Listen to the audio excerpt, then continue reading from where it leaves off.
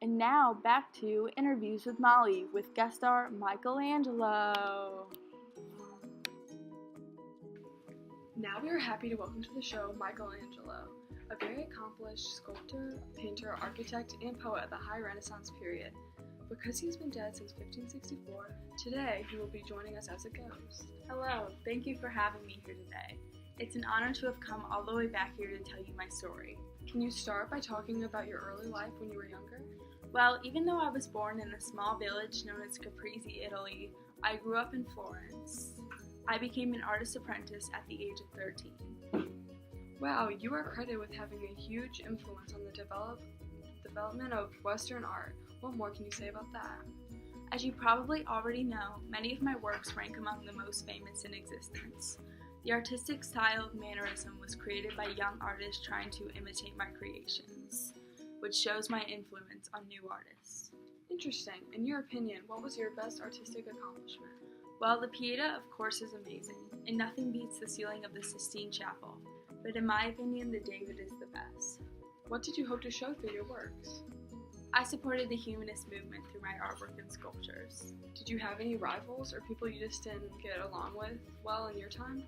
Yes, I believe that Leonardo da Vinci would be considered my biggest rival. We were both very independent, so it was hard to work well together.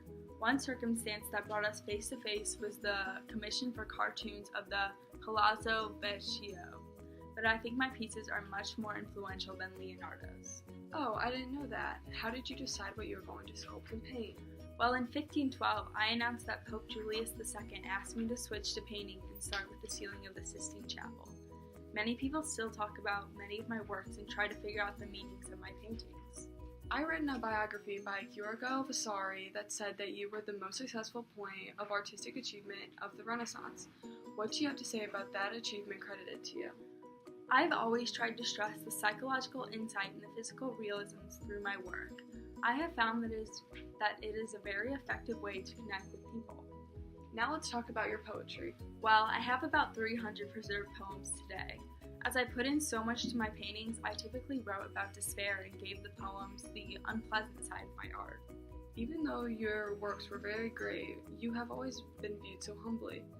Now for some questions from the audience. I heard that you have a town named after you. What more can you say about that? Yes, the town of Caprese, Michelangelo, where I was born, was named for me. It was officially renamed in 1913 because of the huge impact I had on the arts. Caprese was very proud to be my birthplace. Wow, 1913? That's a very long time after you died. You must have been very influential for them to still have it after you today. I agree. The Renaissance period would have failed to be as revolutionary if your works were not included in the movement. Thank you for the kind words. Well, that's all the time that we have for today, but it was a pleasure getting to know more about you today.